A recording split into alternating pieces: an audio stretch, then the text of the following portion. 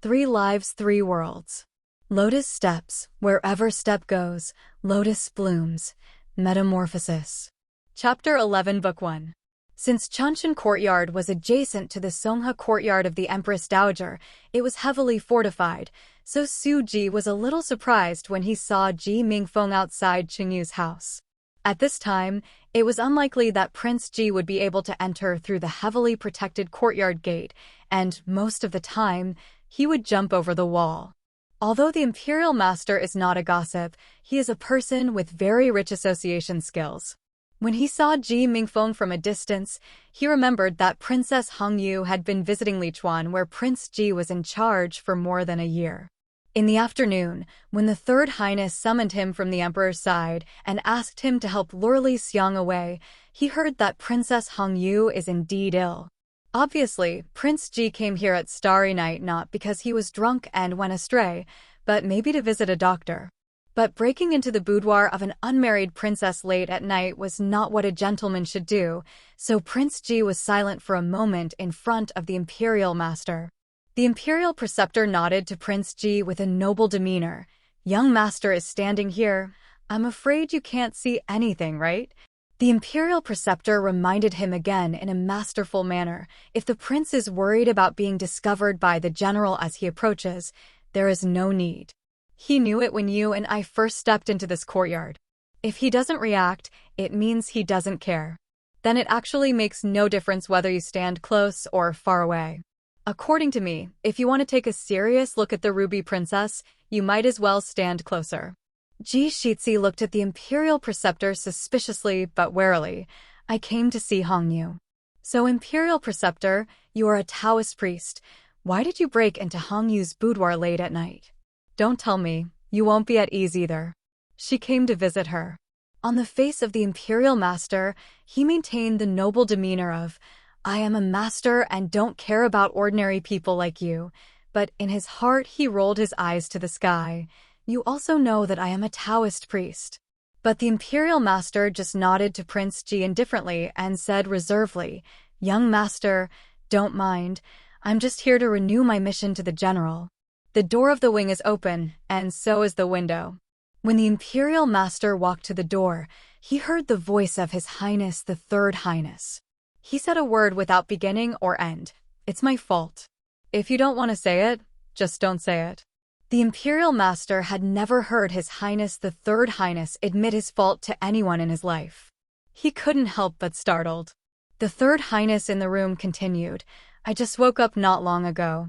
Do you want to eat?" The other party probably refused, and the Third Highness didn't take it seriously. "Then I will accompany you to go out for a walk. There is a crepe myrtle forest in the water-receiving courtyard. They will it's groomed and ready for a walk." Similarly, the Imperial Master had never heard His Highness coax anyone in his life, so he couldn't help but be stunned again.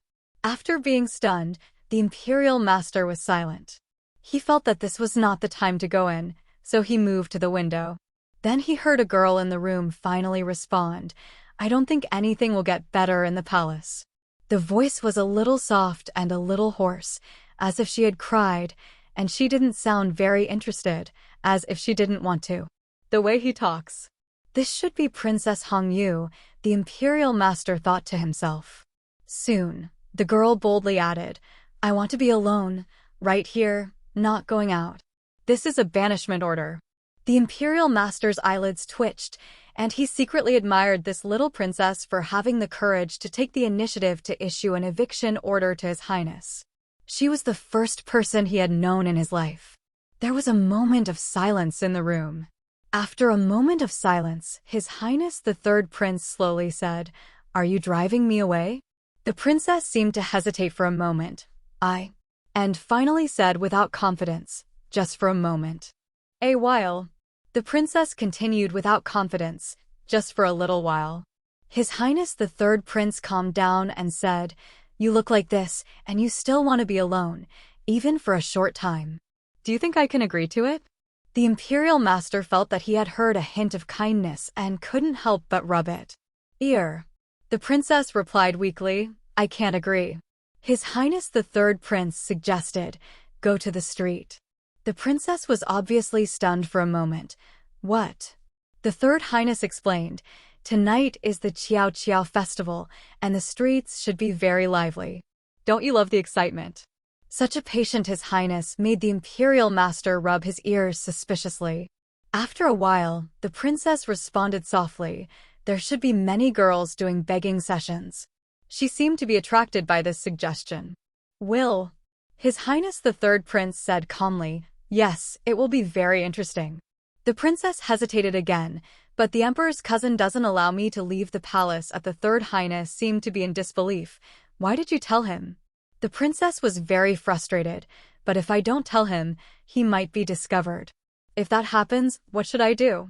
His Highness the Third Prince paused. If that's the case, then blame it on me. The princess was slightly surprised. Then, if it's your fault, won't the Emperor's cousin blame you? His Highness the Third Prince said calmly, I won't blame you, but I will blame you. The princess was worried, then. His Highness the Third Prince didn't care much. I will recommend it to the Imperial Master. The Imperial Master, who was rubbing his ears, stumbled a bit and held on to the windowsill to steady himself, encouraging himself to be calm. Following Lian San and Qing Yu all the way to Baolu Street, the most prosperous night market in the palace, the Imperial Master thought about how long he had to follow. More than half an hour ago, when His Highness the Third Highness led the young princess out of Chuncheon Courtyard, the Imperial Master thought that Li Xiang was trapped by him in the rockeries in the West Garden and would not be able to escape until the rooster crows tomorrow. So he just reported this here. It seems inappropriate to disturb His Highness the Third Prince at this time. His Highness the Third Highness would not take the little princess out all night. It might be nothing if she was not so generous, so the Imperial Master planned to withdraw. Unexpectedly, Ji Mingfeng followed him. Seeing Prince Ji's unkind look, the Imperial Master was worried that something might happen, so he had no choice but to follow him. Ping'an City is extremely lively tonight. There is a crescent moon in the sky, and there are 3,000 wine shops and streets in the world, with lanterns here and there decorated. It looks like a festival. In addition to the usual stalls selling game, fruit, pastries, and cakes, there are also many stalls selling seasonal items in the street. What they present are all interesting things that are only available these days, such as the mohu decorated with gold beads. There are earthen puppets, floating on water, poured out of yellow wax, seeds made of red and blue-colored silk, flower melons carved from various fruits, etc. Lian San still remembered that when he met Qing Yu on the street a few days ago, she looked obsessed with the interesting things on the street. Although she was walking around tonight, looking east and west, the way she looked at these gadgets was completely different from that day. Her eyes didn't have the sparkle they had back then. There's a stall selling gubin in front. Qing Yu followed the flow of people and stood by the stall, looking at the largest piece of grain with chickens pecking the rice on it for a long time. She was relaxed tonight and didn't say much. Lian San was the first to break the silence and asked her, "Want this?" But she seemed to be suddenly awakened from a dream. She was stunned for a while before answering the question. Well, let's go shopping elsewhere. After saying that, she turned around and left the rice stall and followed the crowd to stand next to another stall. The Third Highness looked at her back and frowned slightly. After a long time, he called her Ayu. Qing Yu, who was standing at the stall next door, turned around in confusion and saw Lian San raising his hand. "Give me your hand. Don't get separated." Although there were many people on the street, they were far from being separated without holding hands. Qing Yu had no doubts and walked back obediently and took the initiative to hold Lian San's hand. The moment he held Lian San, a strong wind suddenly rose in the long street. Qing Yu looked up in confusion and saw Lian San's white jade-like face and his bright eyes. The amber eyes were deep but contained no emotion, his lips were naturally pursed, and his face was calm and indifferent. Opposite to his calmness was the violent wind behind him that swept through the entire night. The violent wind had the power and courage to swallow everything, which was a bit terrifying. Qing Yu suddenly remembered those jade statues enshrined in the palace of the Empress Dowager. They were so beautiful, so solemn, and so indifferent. Looking over Lian San's shoulder, she saw that the entire night market seemed to have turned into a deep sea, with lanterns far and near swaying in the wind, like fishing lanterns looming on the sea. Her mind was in a daze, and she didn't know whether she was in reality or a dream. The night turned turbid in an instant. She seemed to be one with the night and the deep sea. Something sneaked into her thoughts in the dusk. Two people seemed to appear in her body, and she couldn't help but feel scared. Terrible. She trembled a little, but didn't say it out loud. Lian San's amber eyes suddenly narrowed, and he put his arms around her. "I'm here, don't be afraid," he whispered in her ear. She couldn't see his expression, and wondered whether that handsome face was as indifferent as before, but his voice was soothing, and his hands held her shoulders, making her whole body buried in his chest, making her feel safe. But what she didn't know was that he was the one who made her feel safe, but he was also the one who made her feel scared. Because in the blink of an eye when she held him in the strong wind, he sneaked into her thoughts, hiding nothingness through forbidden arts. She didn't want to tell him the things that made her abnormal, so he used his own method. He is not someone who can be fooled by her vague words, such as all those mortal friends who treat her well, Dr. Li, Miss Chi, and so on. As she herself concluded before, he is critical of himself and does not allow others to disobey him. He does. He is the water god with no taboos. If he wants to know something, he will always find a way to find it. What should a carefree little girl like Qingyu be like in her heart? After overcoming Qingyu's guard, His Highness looked at the green grassland displayed in front of him, as well as the lively and agile animals running on the grassland. The little animals felt that it was similar to what he imagined. "Here, you can tell it's spring." The Third Highness looked around, but did not find Chengyu. She was not. A big mountain rises in front, and after turning around the pass, Rilachund takes on a new look. The sun shines brightly in the sky, tall trees are planted all over the ground, and birds chirp softly. This is summer. Chengyu is still not here. When he walked out of the valley, he was immediately greeted by red maples. His Highness finally understood that this girl was more complicated than he thought before. There were 4 seasons in her heart, and the 4 seasons coexisted. For thousands of years, His Highness the Third Highness has never actually been interested in other people's inner thoughts, so regarding Zanguna, he only used it a few times for practice when he first learned the spell when he was young. He had seen the thoughts of the immortal envoy in Yuanji Palace, the thoughts of the little Xieni who had a crush on Emperor Donghua, and the thoughts of the evil demon trapped in the 27-day demon locking tower.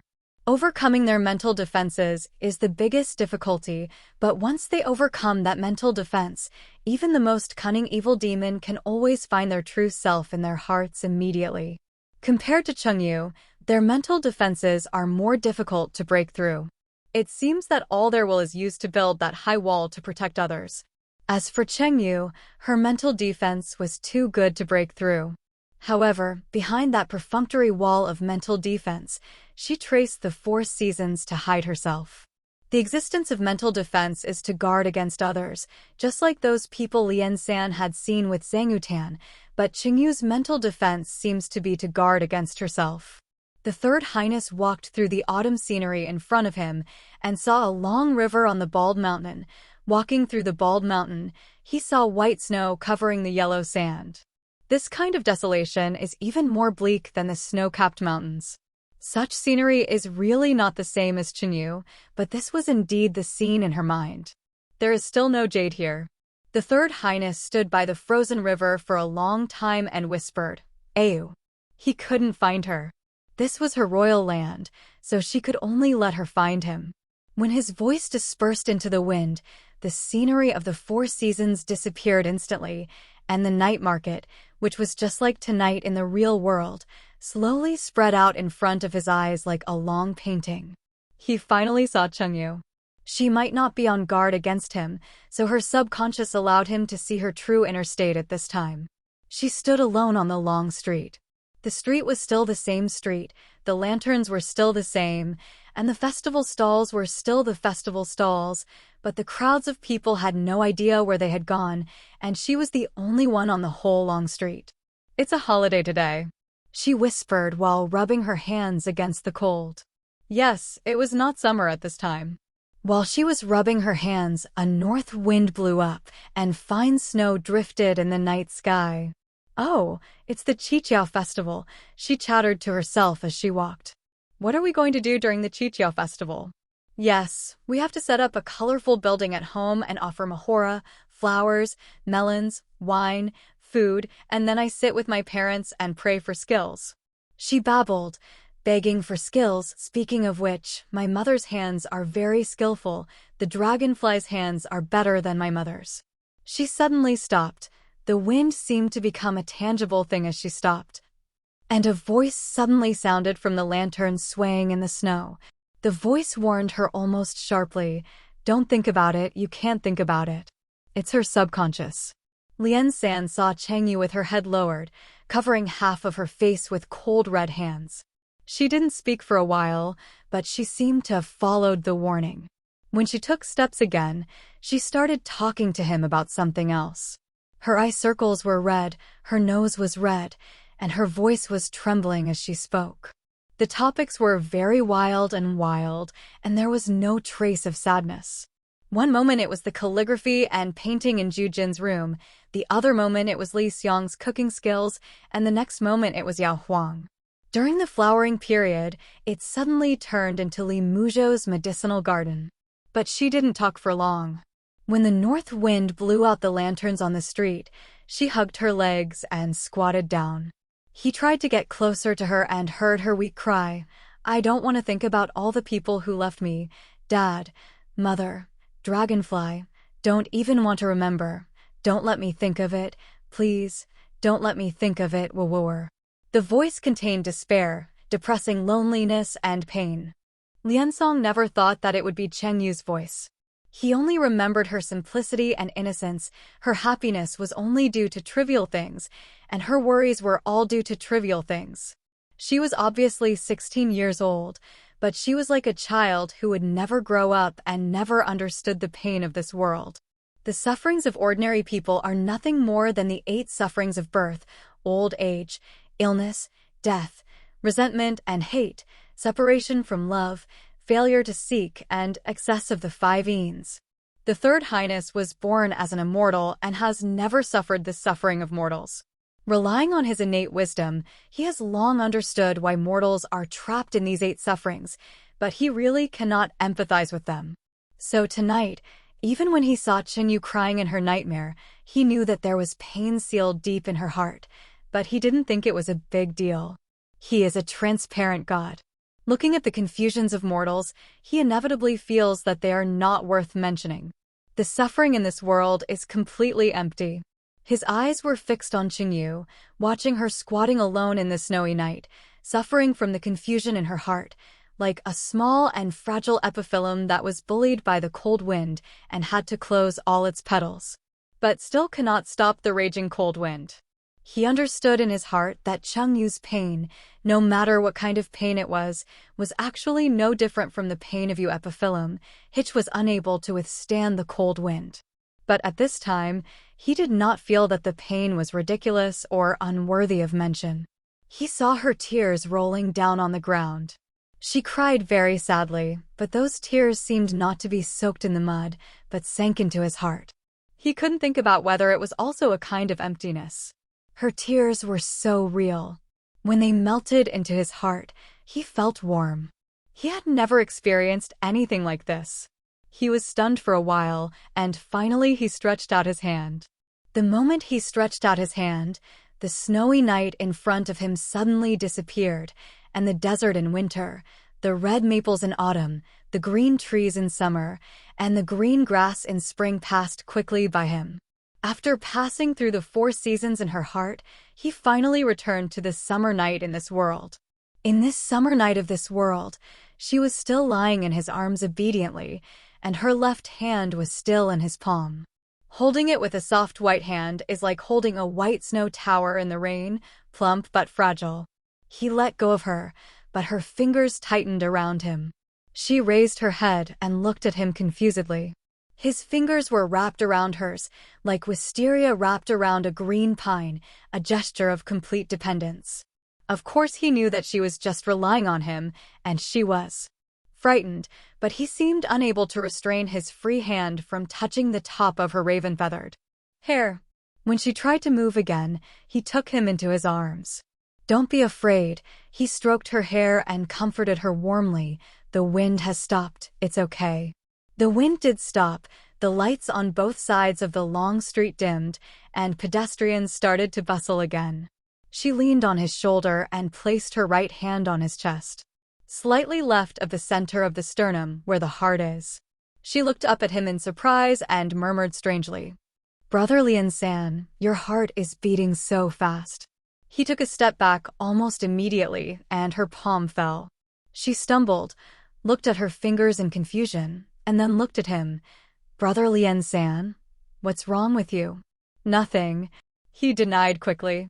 "No." She didn't quite believe it, because it jumps very fast.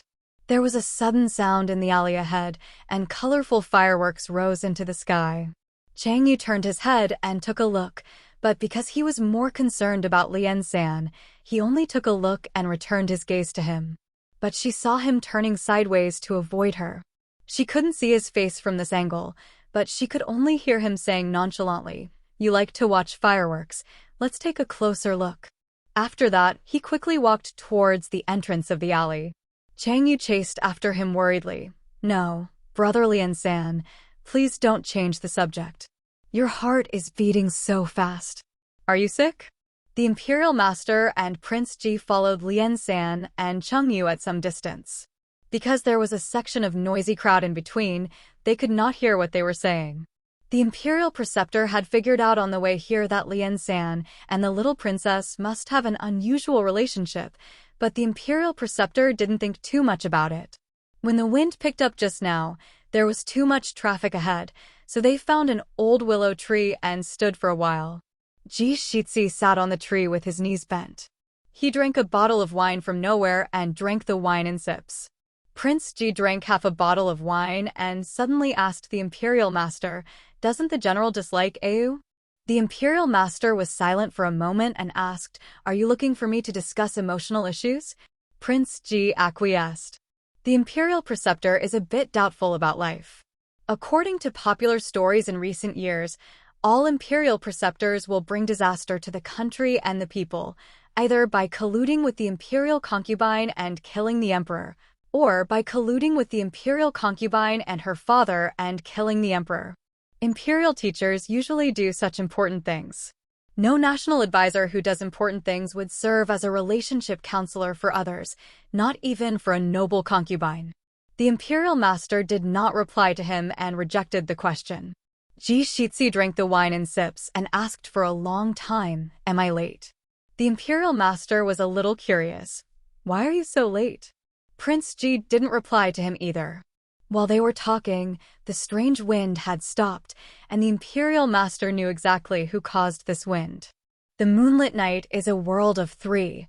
The Imperial Master just didn't know what Lian-san wanted to do when he summoned this violent wind. Prince Ji on the side raised his head and drank a bottle of wine, saying, "Before coming to the capital, I always feel that it is not too late." The Imperial Master felt that it was a bit desolate to see Prince Ji in such a state, and there seemed to be a lot of story in the prince's short sentence. But the Imperial Master didn't know what to say, so he just stood on the top of the tree in a fairy-like manner to accompany the frustrated Prince Ji, while paying close attention to the movements of the two people in front of him.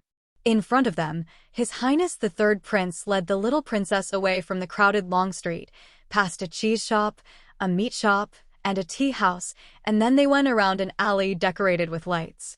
The Imperial Master was silent for a moment and then said to Prince Ji next to him, "You know that I am a Taoist priest, right?"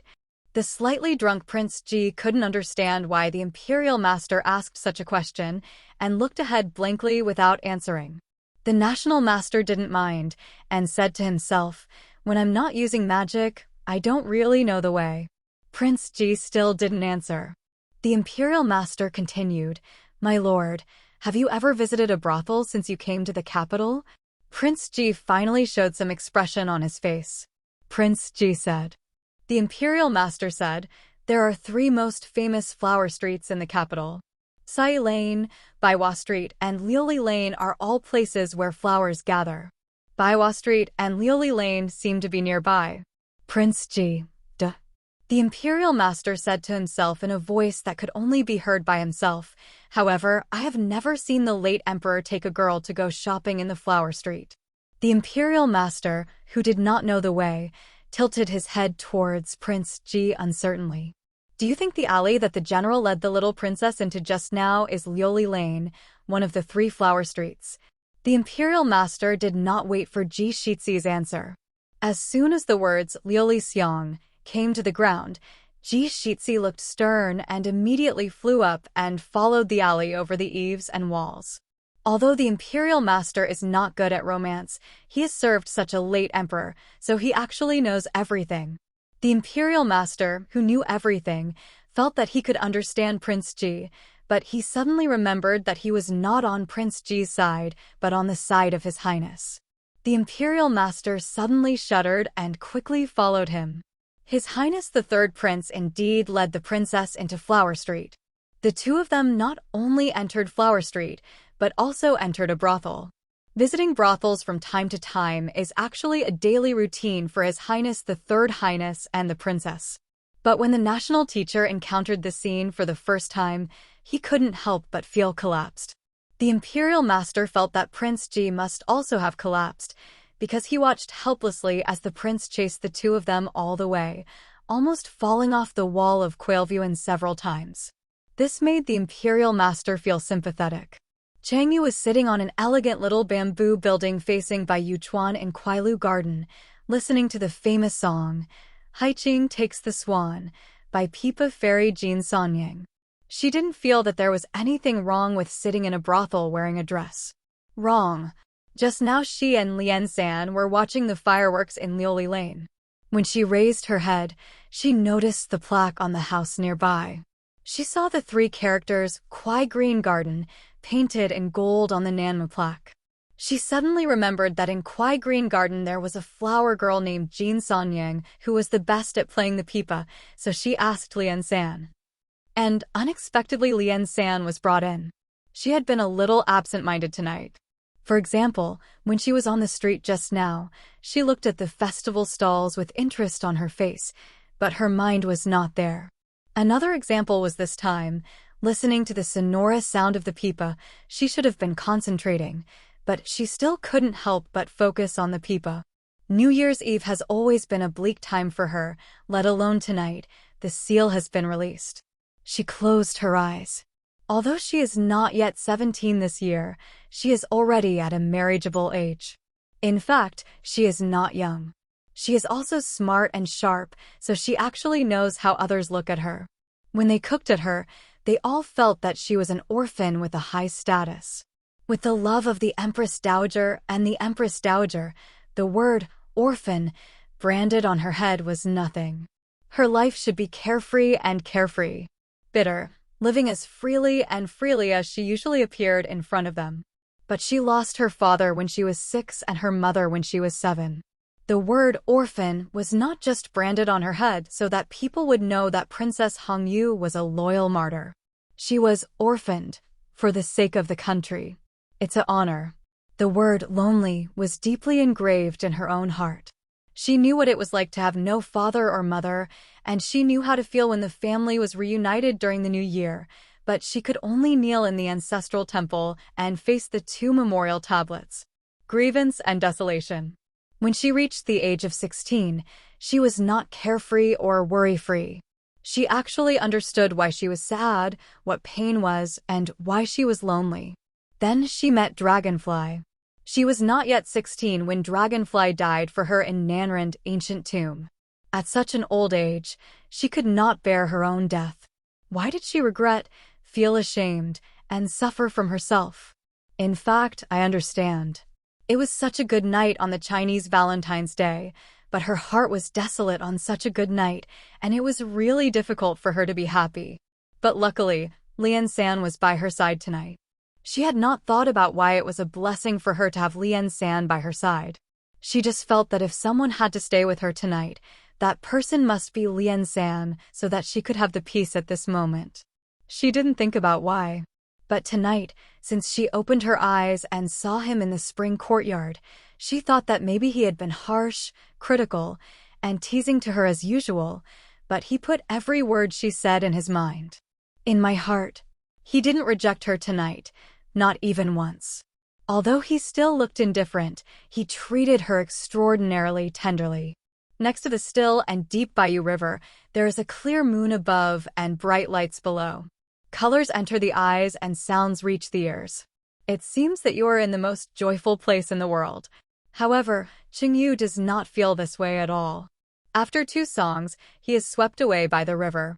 Another fireworks that suddenly went off on the other side attracted attention, so they sneaked downstairs while Jin Sanying came to pour wine for them. Lian San didn't stop her until she ran out of the small bamboo building. Then he raised the folding fan and opened the half-closed window. The fan moved lightly from left to right, and white mist suddenly appeared on the Bayou River. The fog did not rise, but spread close to the river surface and soon covered the grassland by the river. Lian San looked at Qingyu, who was standing in the mist, and was surprised for a moment. When he saw her stretching her legs to kick the white mist lingering around her ankles as if she was having fun, and when he saw her sitting down by the river nonchalantly, he withdrew his gaze, picked up the white porcelain cup on the table, and took a casual sip.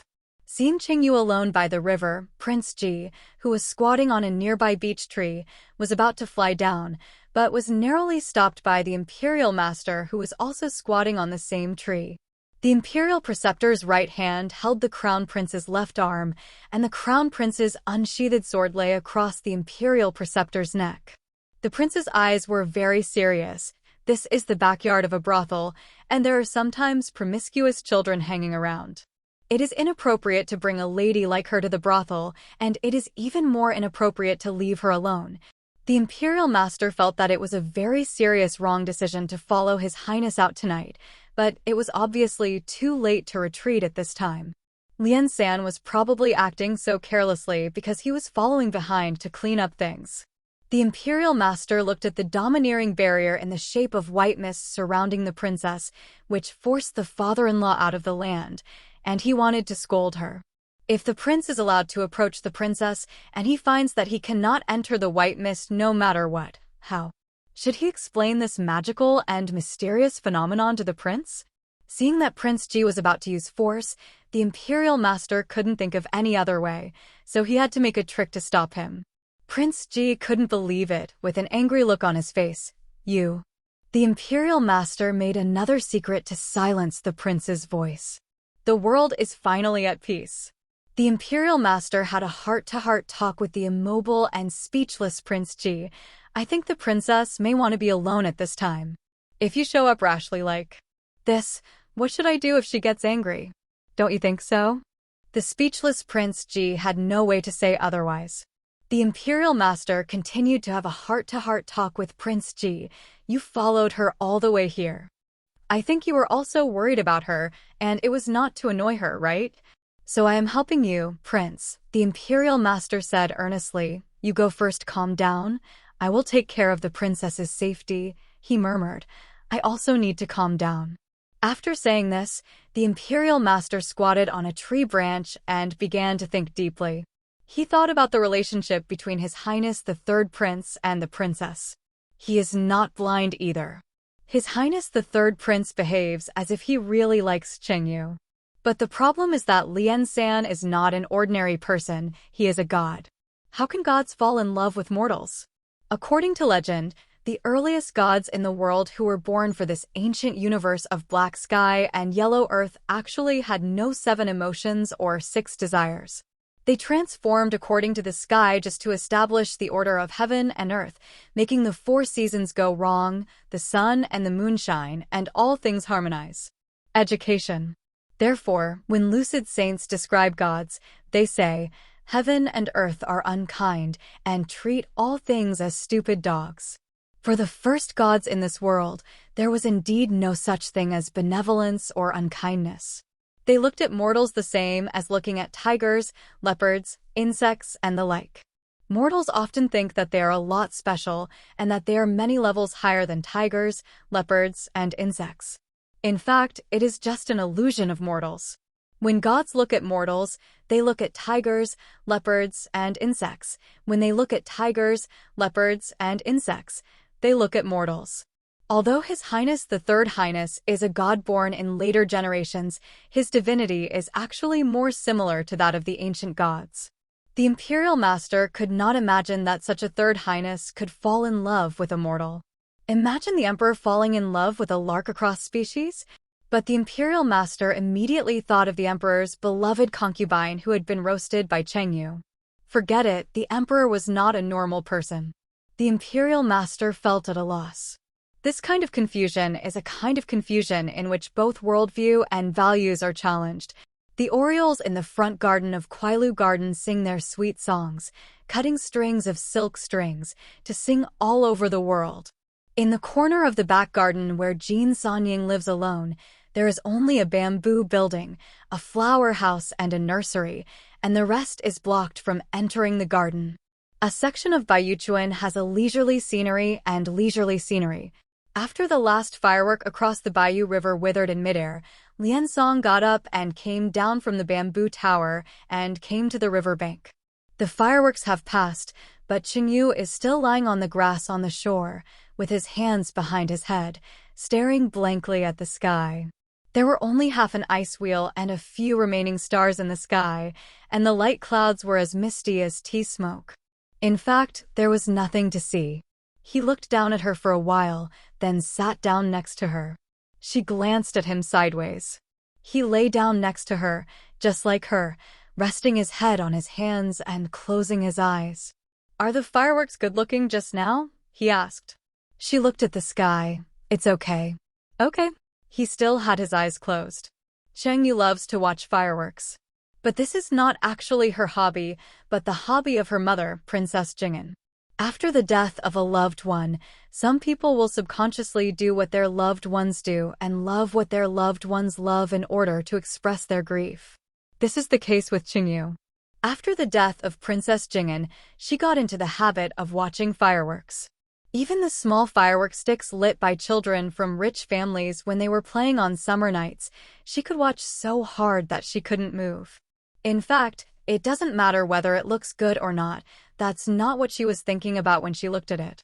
She was quiet for a while and said to herself, "I have seen fireworks that are more beautiful than these. On my mother-in-law's birthday a long time ago, my father set off fireworks for her on the Shirhua Tower. Spring cherry blossoms, summer lotuses, autumn chrysanthemums, and winter camellias all bloomed in the sky above Pingan City, lighting up half of the royal city. It was really beautiful, and I have never seen any more beautiful or grand fireworks than that. When it comes to hearing the sound and knowing the meaning, no one can beat His Highness." Qingyu mentioned that night when she was a child. Although she spoke very vaguely, he immediately understood what date she was talking about. There was indeed one night when fireworks were set off over the royal city that were comparable to those in the Nine Heavens fairyland. Tianbu even praised that night, saying that the fireworks made by mortals could be similar to those of Daluo Tian Qingyun Temple Tianyu Mandala Flower Time. Charm. Mortals should not underestimate it. But the person who set off the fireworks the next day was taken to the emperor and read a book by Yan Guan, saying that this was an act of arrogance, extravagance, and tyranny, and that such extravagant behavior should not be allowed in the clan, as it was against the precepts of the ancestors. Although the late emperor who was in power at that time was arrogant and extravagant, he himself had never let off such extravagant fireworks. Therefore, the late emperor obeyed the officials' instructions and punished the violator of the clan with imprisonment and deprived him of half a year's salary. This clan member is Prince Jing'an. That year was indeed an eventful year. Fong Ding, the new leader of Northern Wei, sent his troops south to plunder the border of Shiwei. King Jing'an was ordered to go out to force Northern Wei to retreat, but unfortunately he was defeated at Zhengpo and died in battle. Prince Jing'an and his wife were deeply in love, and the princess couldn't bear the blow. She heard that she was lingering on the bedside and soon passed away in depression. The Prince of Jing'an left only one immature child. At that time, Lao Zhongyongho also lamented that the child was pitiful. But at that time, old Zhongyongho only sighed, and His Highness the Third Highness only heard about it. To him, this matter was just meaningless smoke. But the child was lying next to him. When she mentioned that night to him, she tried her best to act calm, but he had seen the 4 seasons in her heart. I don't know which season she is hiding in her heart at this time. The way she looked was a bit distressing. His Royal Highness raised his hand. Accompanied by a crisp sound like a dove whistle, thousands of light beads suddenly appeared in the twilight sky outlined in light ink. The sound when the light beads exploded seemed to overturn the Milky Way and scattered all the clouds in the sky. Amid this loud noise, colorful mandala flowers bloomed throughout the southern sky. The sky is like a wonderful illusion. The colorful mandala withers away in an instant. Adumbra blooms one after another following the withering traces of the previous flowers. Then, various wonderful flowers such as the Adumbra flower, Kuzuma flower, etc. also come one after another to show their youth. This is another fireworks, a fireworks even grander than that spring night 10 years ago. The Imperial Master, who had been squatting on his Zelkova tree to follow His Highness the Third Prince's movements, fell from the tree branch, causing Prince Ji to fall as well. When ordinary people see it, they may only think that this fireworks is magnificent. It suddenly rises from a silent place and illuminates the entire royal city in an instant. It is very impressive. But in the eyes of the Imperial Master, it was not just the royal city that was illuminated, it was the entire human world that was illuminated. He could see that the officials in Qingtian prison were not freeloaders, of course he could tell. Qinyu beside the river was shocked by the beautiful scenery. He looked up at the rain of flowers in the sky and murmured, "My God." The Imperial Preceptor and Chengyu murmured the same line, "Oh my God." You must know that after the late emperor drove Hishi to the west, the Imperial Preceptor was never forced to utter the words, "My God," again. These fireworks really don't look like the work of a mortal, and as soon as the Qingtian Jian reports it tomorrow, the emperor will definitely regard this matter as an auspicious sign to question himself. The Imperial Master also knew very well what the emperor wanted to ask him. It was nothing more than this auspicious sign from God. What kind of sign did it mean? He couldn't tell the emperor that this was not a sign from heaven, it was all just because the gods had to live their lives and please the beautiful girls, right? The next moment, Qingyu's eyes suddenly opened wide, and he watched in surprise as the light spots that had just dispersed merged into a patch of light blue and slowly climbed up to the hem of his skirt. The bottom of the skirt is white and the top is light blue and then dark blue. The blue one is the sea, the white one is the waves. That is what the sea looks like. She was only surprised for a moment and couldn't help but turn around twice more. When she stopped, she saw silver light spots in the light blue transition outlining a fish tail, like a real fish hidden in the waves. She looked down at her skirt in shock. For a while, she tentatively stretched out her hand to touch the beautiful fish tail. Unexpectedly, a small silver fish jumped out of the skirt and entangled her fingers, and then it slipped in the palm of her hand. Chengyu was so happy that she held her hands together to protect the small silver fish. She hurriedly came over to show it off to Lian San, but when she knelt down, she accidentally stepped on the corner of her skirt. Tonight, His Highness the Third Highness was a little absent-minded. When he saw her rushing toward her, he only had time to reach out and hold her waist. The next moment, he was pressed to the ground by her. He lay on the ground with his right hand around her waist, causing her to press her whole body on him. Her hands were still holding the small silver fish between their chests. After realizing her situation, he moved her hands out little by little, took a sneak peek to make sure that the little fish was still well protected, and then she raised her head in that ridiculous posture. His clothes were thin in summer, but he could feel everything about this body was warm, soft, and had a sweet smell. As if she was afraid of disturbing the little fish in her hand, she did not get up immediately. Instead, she carefully showed him the fish first and asked him innocently, "Isn't it magical?" He looked at her but didn't answer. The smile on her face faded, as if she was a little disappointed. She was about to get up. She first carefully placed the small fish on the grass beside her, then propped up her upper body. Just as she was about to get up, his right hand suddenly tightened around her waist. She was startled, stunned for a moment, and then almost immediately came up with a reason for his action. "Ah, it was me who just jumped down and made you fall, Brother Lian-san, right?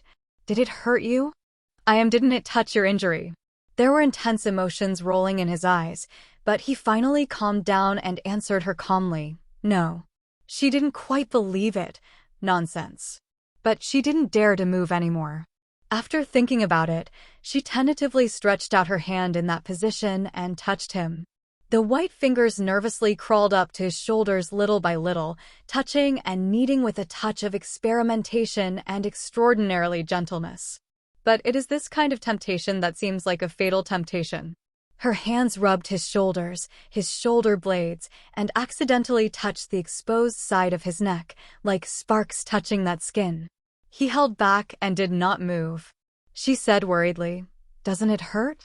Her fingers slid down the side of his neck and chest, moved to his back and then his waist. Her movements seemed to tempt him. So does her face.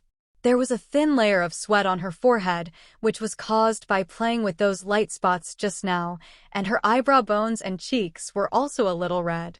Seemingly confused by his eyes, she bit her lip lightly.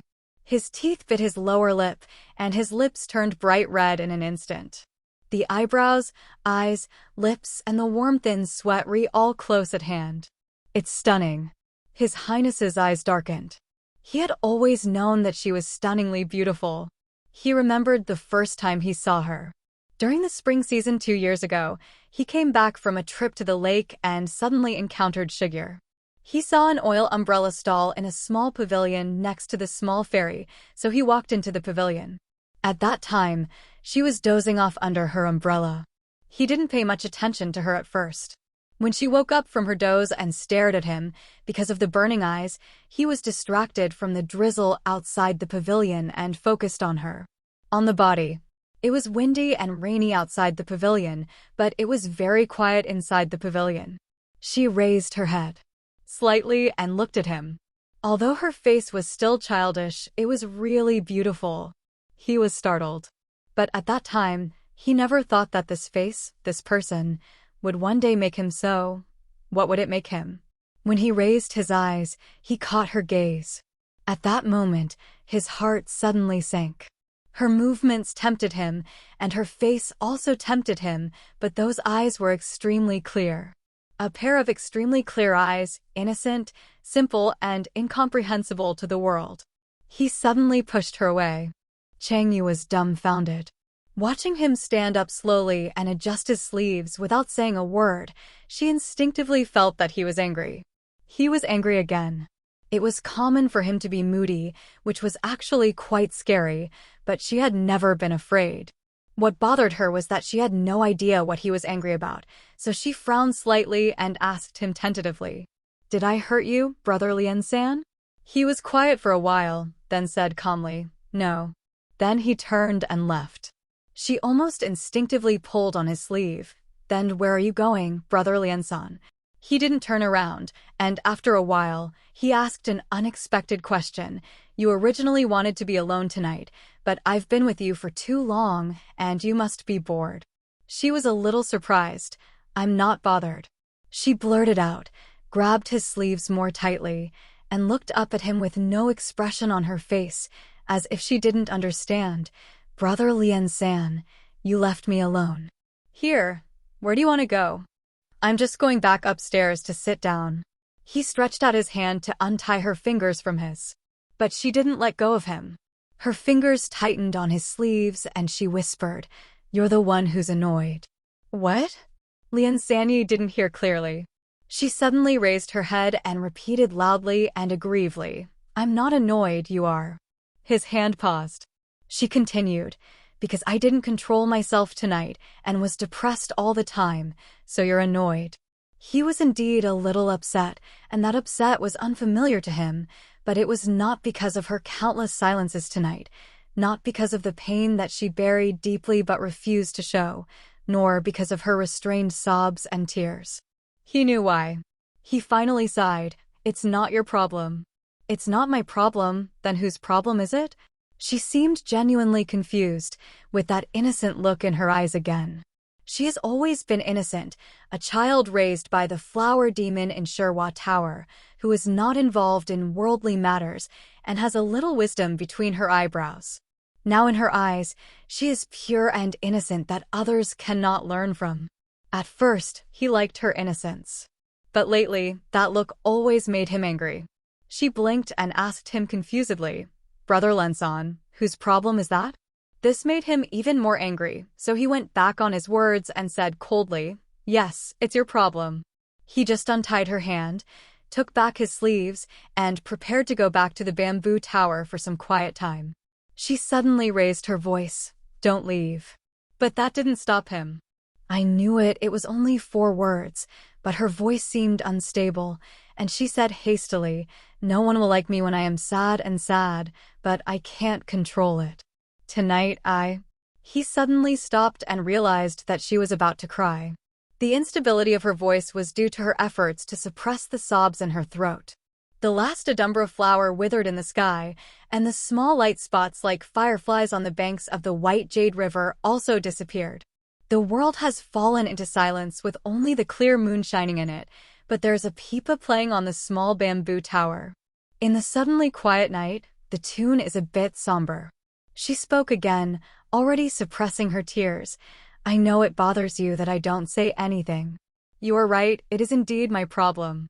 He turned around and saw that under the moonlight, her eyelashes were moist and her nose was slightly red, but she managed not to cry. She wrung her hands tightly. "You want to know what Jew hibiscus ailed me, right? Those things I don't want to tell you because I don't want to remember it." Her hands were visibly twisted tighter, as if she mustered up great courage. "All those things that are irreversible, I just want to seal them deep in my heart. I can't do it so bravely. Recall or tell you, I will definitely cry because I am too sad. You won't like me like that, and I don't like me like that either." She slowly raised her head. "But if you, Brother Lian-san, must know, I can tell you." She misunderstood the reason for his anger. But he looked at her and didn't correct her mistake. After going round and round, they actually returned to the original problem tonight. In the 4 seasons of her heart, he did not find the past that was sealed by Jew hibiscus. He originally thought that he might have to use some other methods, but he did not expect that she would take the initiative to tell him. A strange combination of circumstances. He sighed. "How much are you going to tell me?" he asked her. "All of them." She bit her lip. His eyes stayed on her face for a while, and then fell on her clenched and purple hands. After a long time, he stretched out his hand to separate her fingers and held those hands in his own. He looked into her eyes. "I want you to say that, not to make you suffer, Ayu," he said quietly, "but to make you face it." She choked, as if she wanted to raise her hands to cover her eyes, but couldn't, so she had to close her eyes. "I can't face it." She whispered back to him, with the tear in the corner of her eye. Finally it fell. End of Chapter 11 Book 1. 3 Lives, 3 Worlds. Lotus steps, wherever step goes, lotus blooms. Metamorphosis. Original work by Tangqi Gongzi. English translated using Google.